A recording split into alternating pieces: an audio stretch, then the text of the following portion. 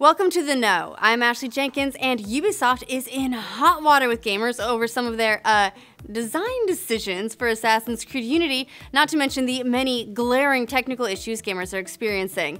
Let's break it down a little, starting with those mystery microtransactions.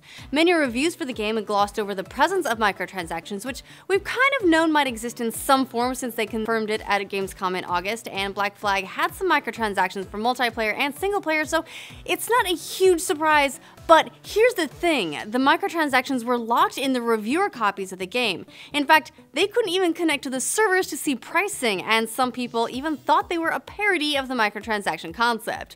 We wish. Actually, some of those microtransactions, in which you exchange your real money for Helix credits in-game to spend on upgrades, can run you up to $99.99 for 20,000 credits. There's nothing micro about that. Of course, these are fully optional, but many gamers have expressed concern in the past that the presence of microtransactions to speed up unlocks creates a motivation for the developers to string out the traditional progression path to encourage the extra spending.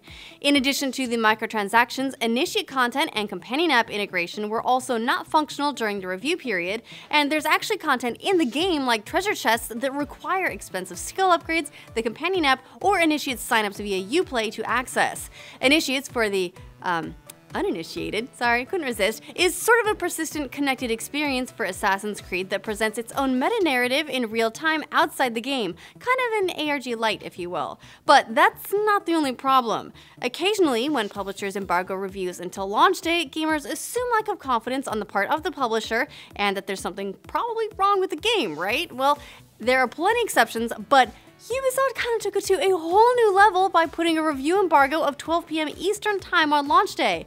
For those counting, that means the game was available to buy for up to 12 hours before reviewers could weigh in on it. What does that say about your confidence, Ubisoft?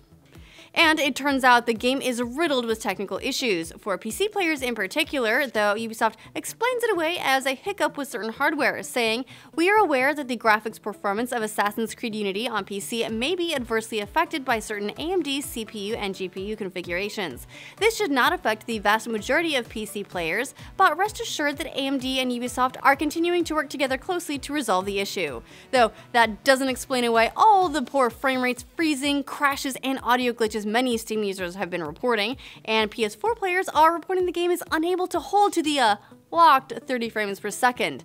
Xbox One apparently holds up a little better, but that's not saying much at this point. In response to the game's reception so far, Ubisoft stock dropped 9.12% overnight. Have you picked up the game and experienced any issues? Let us know in the comments. Remember, you get the best in video games and entertainment here, so make sure you like this video and subscribe to this channel, and we'll keep you in the know.